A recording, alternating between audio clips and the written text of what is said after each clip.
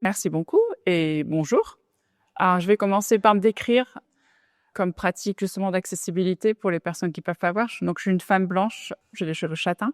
Je porte un blazer gris avec une chemise blanche et des pantalons noirs et des chaussures noires. Pardon, j'ai oublié de mentionner, j'ai une quarantaine d'années.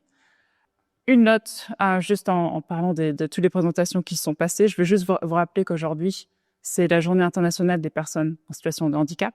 Donc, le moment est important. Ça serait bien que tous les jours soient les journées des personnes de handicap, en situation de handicap, bien sûr. Mais juste pour rappeler aussi quelques statistiques, il y a 1 personne sur 4 dans le monde qui est en situation de handicap. Et c'est donc un handicap connu. Il y a plein de personnes qui peuvent être en situation de handicap qui n'est pas connu. Donc, si vous simplement regardez autour de vous, vous imaginez 1 personne sur 4 ce que ça fait. Et ensuite, je suis bretonne d'origine, mais j'ai passé la moitié de ma vie aux États-Unis et j'ai appris tout ce dont je vais vous parler en anglais. Quand j'ai appris ce métier, l'accessibilité, j'ai quitté la France parce qu'à ce moment-là, justement, il y avait pas grand-chose de fait dans l'accessibilité et j'ai eu la chance de pouvoir me rendre aux États-Unis pour poursuivre ces recherches et ces travaux. Je dis cela parce qu'en fait, le mot handicap est assez intéressant lui-même. Il est anglophone, ça vient de l'anglais handicap, hand, la main, et cap, la casquette, donc qui a fait référence au fait qu'on associait les personnes en situation de handicap à des mendiants, beggars. Donc un nom problématique. Il est aussi difficile pour moi de l'utiliser en français parce que dans un contexte anglophone, j'utilise disability, qui est un mot qui n'est pas un mauvais mot. To be disabled est quelque chose qui n'est pas une déficience. C'est aussi on parle aussi de culture du handicap, disability culture. Donc, dans ma présentation, quand je vais utiliser le mot handicap, ça va sans doute un petit peu osciller entre les deux. J'espère que ce sera transparent quand je vais l'utiliser. Et s'il y a quelque chose que vous comprenez pas, n'hésitez pas à interrompre. Je vois pas bien, donc faudra m'interrompre verbalement. Dans un premier temps, ce que je vais faire, je vais poser le contexte de l'initiative qui a inspiré le titre de cette présentation, Cripping the Museum, utiliser le handicap comme clé de lecture des pratiques muséales. Et cette initiative qui a été menée au Metropolitan Museum of Art in New York entre 2018 et 2020 visait à déstabiliser les récits dominants de l'histoire de l'art et à transformer la manière dont les savoirs sont produits pour générer ces nouveaux récits. Dans un second temps, je vais approfondir sur le cadre qu'on a mis en place pour identifier la présence du handicap dans les œuvres et j'expliquerai comment nous avons examiné les œuvres à travers le regard, l'expérience du handicap. Et finalement, je vais démontrer qu'en fait, cette initiative est un appel aux institutions culturelles, aux musées, à agir et à s'engager dans une transformation du paradigme d'accessibilité.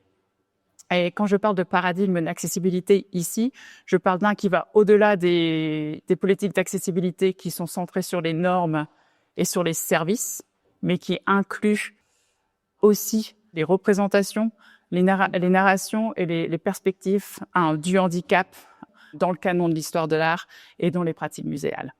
Et je vais décrire les diapos que je montre. C'est une mosaïque d'œuvres d'art qui sont dans les collections du Met, qui représente des personnes en situation de handicap visuel. Et je mets cette mosaïque de peinture, de dessin, de sculpture, simplement pour aussi joindre le fait que le handicap est présent partout. Il est présent partout dans l'art. La chose est qu'on n'en parle pas, on n'en a pas parlé, et il faut en parler. Et donc ici, c'est juste pour vous donner un petit peu un sens du nombre de ce qu'on peut trouver dans les collections du Met. Et voilà une deuxième ici avec des personnes de petite taille, the dwarf en anglais. Et ça couvre des périodes historiques bien avant la Renaissance. Je voulais définir le terme crypt. C'est un terme très anglophone. Ce qu'il indique, c'est une réappropriation d'un terme péjoratif, anglais, cripple. Le terme le plus proche en français serait éclopé. Donc, il était utilisé pour définir les personnes en situation de handicap. Et donc, c'était la réappropriation politique de ce terme par les personnes en situation de handicap, et notamment les artistes.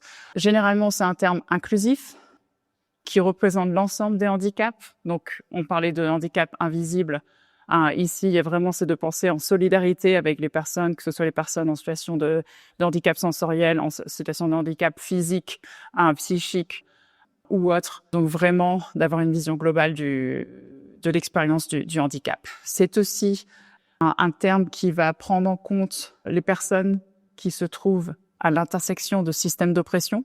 Donc non pas seulement c'est les personnes handicapées, mais ces personnes handicapées sont peut-être des personnes de couleur, des personnes noires, des personnes autochtones, des personnes queer. Alors généralement c'est un terme qui est utilisé pour rejeter le binaire entre la capacité et l'incapacité. C'est un terme qu'on a utilisé donc pour justement qui nous a permis de donner un caractère plus radical où notre équipe se centrait sur l'accessibilité. Et pour qu'un espace soit accessible, il faut aussi prendre en compte les représentations et les récits. L'idée était vraiment de renverser les pratiques muséales dominantes afin de révéler les présupposés qu'on appelle, je crois, validistes ici, ableistes, et les effets d'exclusion qu'ils produisent dans le domaine muséal. Alors, les objectifs de cette initiative, j'ai mis 2 images, une photo d'une des salles du Met où il y avait des rolling chairs, un groupe de jeunes gens qui sont dans les salles. Il y a une longue histoire d'accessibilité, de culture d'accessibilité au Met. Et l'image juste en dessous, l'une des éducatrices sourdes, Deborah Cole, avec un participant à un programme Med Signs in the Studio, donc il participe à un programme en langue des signes qui est enseigné par des éducateurs sourds. Comme je l'ai dit, les objectifs, c'était de déstabiliser les récits qui sont créés autour du handicap dans l'histoire de l'art et surtout sur les collections du Met. Il s'agissait aussi d'interroger la manière dont les représentations et les récits liés au handicap ont façonné les perceptions de la société, nos perceptions des personnes en situation de handicap. Et le but un petit peu final de cette initiative, c'était d'articuler des modes de discours permettant d'aborder des questions relatives au handicap dans la recherche muséale, l'interprétation, les programmes et les dispositifs d'interprétation, et ainsi bien sûr d'informer l'enseignement de l'histoire de l'art dans les écoles. Comment nous sommes-nous engagés dans ce processus de transformation ? Ça a débuté en 2018-2019. On a constitué 3 groupes de réflexion interdisciplinaires qui ont rassemblé des historiens de l'art, des artistes, des professionnels du musée, que ce soit médiateurs, commissaires d'expo. On a aussi rassemblé des Disability Studies Scholars et d'autres médiateurs d'accessibilité de musées new-yorkais ou musées américains. Et nous avons fait très attention d'essayer de trouver des chercheurs, chercheuses, intervenants ou participants qui sont non seulement en situation de handicap, mais qui sont aussi à cette intersection que je décrivais un peu plus tôt de systèmes d'oppression, donc des chercheurs souvent noirs et en situation de handicap, ou des personnes de couleur, ou des personnes autochtones. Et pourquoi ? Parce que le domaine de l'accessibilité, le domaine du handicap, souvent dans les musées, est très blanc. Et ce n'est qu'une seule vision. Et quand des gens se trouvent marginalisés de différentes manières, c'est une autre expérience que simplement être blanc et avoir des handicaps. Donc, très important d'avoir ces perspectives. Ici, le but était de diversifier les perspectives, les vécus, justement pour ne pas perpétuer les pratiques de marginalisation qui sont souvent rampantes dans les musées, qu'on le veuille ou qu'on en soit conscient ou pas. Mais en fait, pour nous, pour développer un corpus de recommandations pour nos collègues et pour les musées en général, il fallait qu'on se questionne aussi de vraiment où est le handicap dans les œuvres d'art. Comment peut-on organiser nos recherches, comment peut-on organiser des recommandations pour que les gens puissent travailler effectivement. Alors, on a eu un challenge au Met parce qu'on a une collection vaste, non seulement en termes de nombre, mais aussi de culture, de période historique, sachant que le handicap est un concept contemporain et donc son application à certaines périodes historiques et culture doit être faite avec prudence et intention. Il y avait aussi, et même il y avait peu de recherches, même si ça semble il y a pas très longtemps, il y a énormément plus de recherches et de projets qui ont été développés sur le sujet. Mais à l'époque, quand nous avons débuté nos recherches, le peu de recherches qu'on pouvait trouver, c'était souvent non dans l'histoire de l'art, mais les historiens justement qui avaient fait énormément de recherches et les disability studies scholars. Aussi un autre challenge pour les recherches, c'est qu'en fait les termes qui sont liés au handicap ou le terme disability n'était pas nécessairement utilisé, que ce soit même à l'époque antique ou même à la Renaissance. Donc la question était de quel terme on recherche pour justement déterminer la présence du handicap dans les œuvres. On a considéré, une chose très importante, on a considéré non seulement ce qui est présent dans les collections, mais aussi de considérer ce qui est absent. Ce que je veux dire par là, c'est qu'il y a parfois le handicap peut-être est absent dans certaines productions artistiques d'une culture ou même dans les collections du Met. Et donc de s'interroger pourquoi ces absences. De toutes ces recherches, nous avons déterminé 3 catégories. La première catégorie étant la biographie de l'artiste, et donc des questions sur l'impact sur la pratique de l'art ou autre. Les représentations visuelles, donc c'est souvent quelque chose qu'on vous êtes sans doute familier, je montrerai des exemples. Et un champ beaucoup plus large, ici que j'ai mentionné en tant que récit et connexion. Et je vais donner aussi des exemples pour expliquer un petit peu ce que ça implique et j'en parlerai un peu plus longuement. Mais ce que je vais faire maintenant, c'est présenter un exemple dans chaque catégorie pour vous donner une idée de comment on a approché en fait ces œuvres et qu'est-ce qu'il faut changer. Alors, dans la biographie de l'artiste, nous avons ici un portrait d'Auguste Renoir qui date de 1914, je crois, oui, de Tilla Durieux. Tilla Durieux était une actrice allemande. Alors, c'est un portrait relativement grand, d'à peu près 1 mètre par 70 centimètres. On voit une femme blanche, Tilla Durieux, qui est assise dans une chaise. Elle porte en fait le costume qu'elle avait dans une pièce de George Bernard Shaw's Pygmalion, le costume de Eliza Doolittle. C'est une robe blanche avec un décolleté et elle porte un châle avec des broderies dorées. Et dans ses cheveux, elle a une fleur rose. Je vous donne cet exemple ici parce qu'en fait, c'était l'un des exemples où le handicap est mentionné dans le cartel qui est déjà dans les salles. Alors, dans le cartel, ce qui se passe, en gros, c'est qu'il est en 3 parties. Il y a une première partie qui pose le contexte de l'œuvre, nous disant qu'en juillet 1914, juste avant le déclenchement de la Première Guerre mondiale, Tilla Durieux a été invité par Renoir pour venir poser pour lui et tout ça. Deuxième partie nous parle de la composition classique pyramidale de l'œuvre. Et troisième partie, ça nous parle de Renoir et de son handicap. Et je vais lire cette partie-là en français que j'ai traduit. Lorsque Renoir réalisa ce portrait ambitieux, il était tellement handicapé par l'arthrite qu'il devait rester assis dans un fauteuil roulant avec son pinceau attaché à la main. Alors, qu'est-ce qu'il faut changer? Comment aider les professionnels du musée à repenser ce genre d'écriture de cartel? Alors, ce qui se passe ici, c'est qu'en fait, le handicap n'est pas ignoré, ce qui est très bien, mais il y a un usage dépassé de la terminologie des usages contemporains. Donc, comme je vous ai dit, par exemple, en anglais, ils nous disent « Renoir was so crippled with arthritis that he had to sit in a wheelchair with his brush strapped to his hand ». So, crippled, qui est un terme péjoratif, comme j'ai dit, qui a été réapproprié, mais dans ce cas-ci, c'est clairement un terme dépassé. On a aussi une mention du handicap qui vient sans contextualisation. On a un cartel assez classique qui pose le contexte de la peinture, ensuite qui parle de la composition. Et d'un coup, on nous parle de Renoir et de son arthrite, et on ne sait pas vraiment pourquoi. Alors, quelques questions qu'on s'est posées pour en arriver un petit peu à ces conclusions, c'est d'abord d'essayer de comprendre que savons-nous du handicap. Donc, on avait développé tout un questionnaire pour nous aider à réécrire des cartels comme ça. Alors, est-il pertinent d'évoquer au traité du handicap dans le contenu qui est produit? Quel effet une discussion autour du handicap de l'artiste pourrait avoir sur les visiteurs? De quelle manière le handicap a-t-il pu jouer un rôle génératif ou constituer un moteur d'innovation créatif, etc., etc.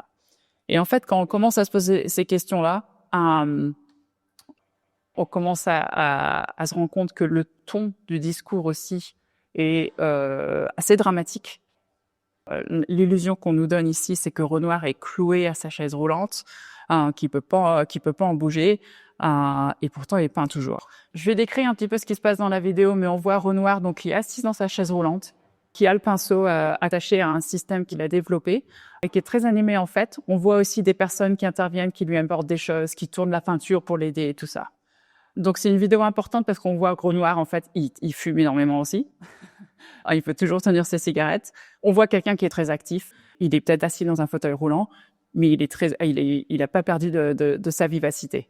C'est aussi de se rendre compte ici qu'il y avait une autre histoire du handicap derrière la mention de l'arthrite, parce qu'en fait, c'était un moment d'ingéniosité de l'artiste d'avoir créé un bracelet qui pouvait accrocher à son poignet, qui s'enfilait sur les doigts, où il pouvait enfiler le pinceau dedans et continuer à peindre de cette manière. Beaucoup de personnes en situation de handicap, parce que l'environnement autour de nous n'est pas accessible, on développe énormément de choses. Les prothèses en sont un exemple. Les personnes en situation de handicap sont extrêmement créatives parce qu'il faut qu'ils créent des petits gadgets pour justement rendre leur environnement plus accessible.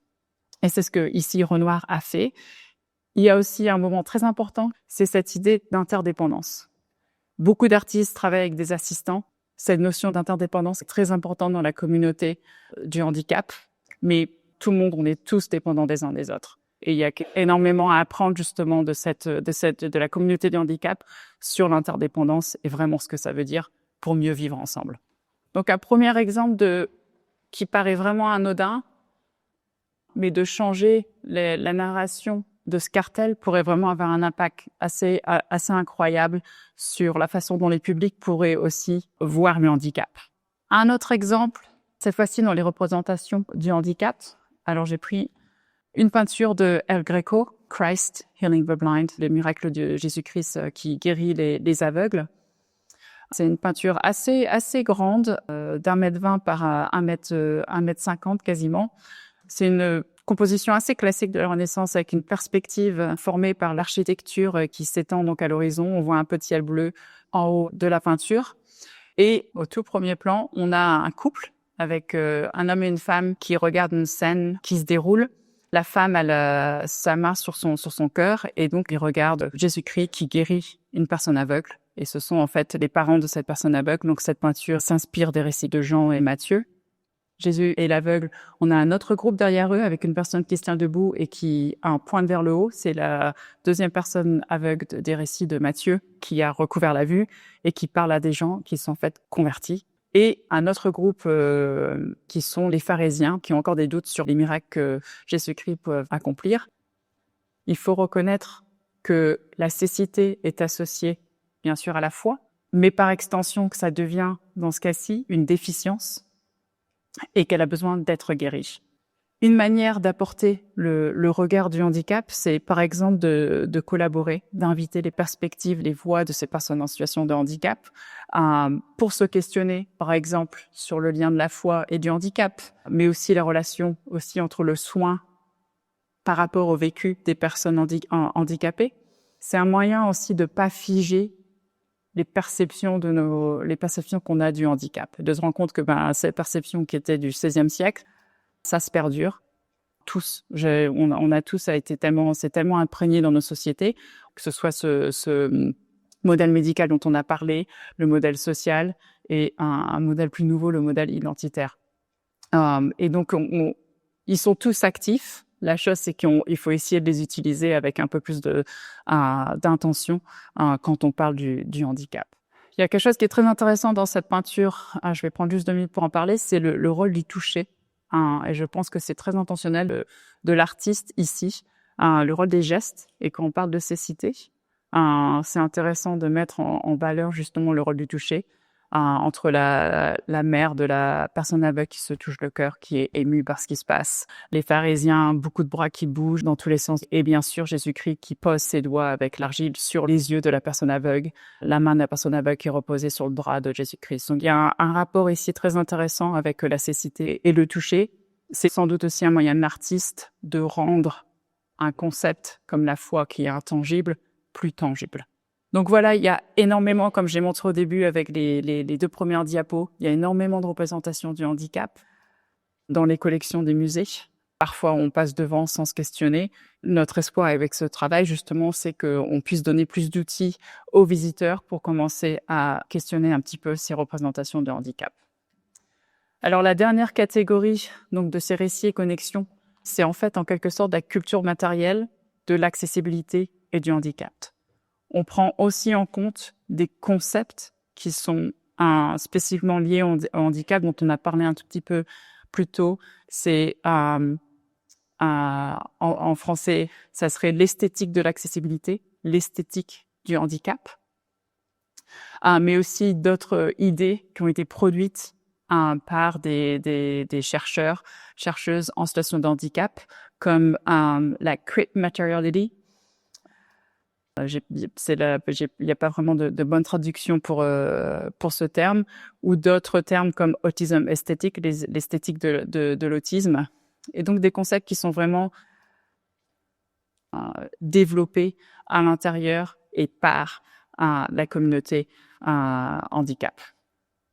Alors, ce qui est intéressant, c'est sans doute dans cette catégorie que le terme cripping va remettre encore plus en question les acquis ou le familier pour reconfigurer ce qui est possible. Et je vais commencer avec une gravure. Alors, une gravure qui représente le Commonwealth, qui s'appelle le Colosse, qui avait été créé au XVIIIe siècle. Je l'ai mis en comparaison avec une photo de Lisa Bufano, qui était une artiste américaine. Elle est malheureusement décédée. Et donc, je vais décrire ces 2 images. Alors, le Colosse, c'est une satire qui illustre William Pitt the Elder, qui est représenté en tant que colosse, qui traverse l'Atlantique sur échasse avec l'aide de béquilles. L'une des béquilles est flanquée du terme pension, retraite, et l'autre plane au sud de la chapelle Saint-Stephen, qui servait de chambre de commune, dont William Pitt était membre. Alors en fait, sa femme, son épouse, avait reçu une pension, ce qui lui avait amené pas mal de critiques. Il était aussi critiqué par les membres de la chambre de commune pour son autoritarisme et son arrogance. Et donc, ce qui est intéressant, et pourquoi on a pris cette gravure, c'est qu'en fait, la présence de béquilles, qui est un objet lié à l'accessibilité, au handicap, dans cette gravure, ils sont utilisés pour renforcer un côté satirique. Encore une trope, en fait, donc quelque chose de problématique. Et encore plus intéressant, c'est que même les béquilles, en fait, deviennent le handicap de William Pitt.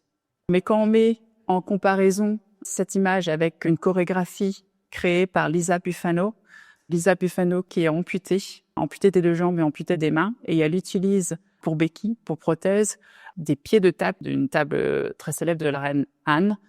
Et donc, elle utilise ça pour sa danse. Je les ai mises en comparaison visuelle ici parce que les échasses ou les prothèses que Lisa Bufano utilisait deviennent, dans sa chorégraphie, des outils esthétiques. Cette gravure, elle est intéressante d'inclure dans le discours du handicap parce qu'en fait, on utilise un objet qui paraît anodin et qui est pourtant essentiel à l'autonomie de personnes en situation de mobilité réduite et qui permet ici d'apporter à cette gravure un regard nouveau, notamment en comparaison avec la chorégraphie de Lisa Bufano, sur le caractère et les possibilités de cet objet. Donc voilà pour ces 3 catégories. Vous vous en doutez, beaucoup plus d'exemples comme quand j'en avais parlé. Et je pense qu'il est important maintenant pour quasiment conclure tout ça, c'est un petit peu parler des lacunes qu'on a eues avec cette initiative. Nous avons eu, comme tout le monde, dans le monde entier, la pandémie, qui malheureusement a ralenti notre élan, dû à la réduction d'effectifs et des priorités qui ont été redéfinies. Mais ce qui a ralenti nos efforts, en fait, c'est que nous avions développé un corpus entier qui vient non seulement avec ce questionnaire dont j'ai parlé, mais notamment toute une éducation en fait sur l'histoire, sur les concepts du handicap, pour éduquer nos collègues. On avait créé des lignes directrices en fait pour une utilisation interne de ce document. Mais c'est arrivé à un moment justement de la pandémie où le Met a repensé ses actions sur la diversité, l'équité, l'inclusion et l'accessibilité. Et d'un coup, le Met a décidé de produire des lignes directrices pour parler de plusieurs sujets, notamment les religions, la race, le genre et tout ça. Et en fait, ils nous ont demandé de participer à ce guide. Et en fait, tout ce que nous avions créé a été condensé de manière beaucoup plus succincte et je dirais moins active dans ce guide linguistique du Met. L'un des problèmes qu'on retrouve dans les musées aussi qui empêche ce genre d'initiative de vraiment fonctionner en fond, c'est le fait que beaucoup de personnel en charge et qui occupent des postes de direction demeurent peu diversifiés elles-mêmes. Et ça m'amène à parler aussi de comment dans justement des institutions blanches, coloniales et patriarcales, on peut justement déconstruire les pratiques muséales. Alors ici, j'ai juste mis quelques questions encore à se poser, parce qu'en fait, quand on commence à s'intéresser au handicap, aux récits de handicap, aux représentations de handicap, il faut se demander qui parle, quelles sont les perspectives qu'on inclut dans ces récits. Parce que si c'est des personnes non handicapées qui parlent du handicap, ça peut être problématique. Et donc, ici, la question est comment redistribuer l'autorité traditionnelle qui est centralisée dans les mains du personnel du muséal, parce qu'on est censé, en tant que médiateur, en tant que commissaire d'expo, on est censé être des experts. Mais en fait, énormément d'objets dans les musées, tout le monde peut en parler. Tout le monde peut en parler. Il faut apporter des perspectives nouvelles qui peuvent éclairer la manière dont on lit justement les œuvres d'art. Et donc, c'est important de se poser des questions quand on travaille dans un musée, de qui détient la capacité de produire ces récits. Parce qu'ils ne changeront jamais si c'est toujours les mêmes personnes qui les produisent. Et ensuite, bien sûr, tout ça, c'est lié à qui finance le musée, etc., etc., etc. Donc, en gros, pour déconstruire et transformer vraiment ce paradigme d'accessibilité, et j'entends bien ici l'accessibilité qui va au-delà des normes services et codes, où on intègre vraiment les personnes dans le personnel, où on intègre les perspectives des personnes en situation de handicap, où on intègre leur récit. C'est vraiment tous les aspects de la vie muséale qui doivent changer et qui doivent intégrer ces principes d'inclusion. Ce qui est intéressant avec cette transformation potentielle, c'est qu'il y a une opportunité d'offrir de nouvelles interprétations en histoire de l'art qui vont remettre en question nos regards, nos attitudes, nos préjugés sur des sujets qui ont été informés par des pratiques normatives, colonialistes et patriarcales. Encore plus important, et c'est important pour sachant le rôle des musées en tant qu'institution publique, c'est qu'on atteint aussi le grand public. Et quand on change des récits qu'on inclut dans les musées sur l'expérience du handicap et qu'on donne accès à ces connaissances au grand public, on peut aussi donner la possibilité au grand public, aux gens, aux visiteurs, d'agir. C'est aussi très important parce que souvent, on va dans les musées, certaines personnes s'y reconnaissent ou s'y reconnaissent pas. Mais ce que ce genre d'initiative peut faire, c'est de permettre à des personnes en situation de handicap de se reconnaître dans le musée et, encore plus important, d'envisager ce qui peut être possible pour eux. Merci.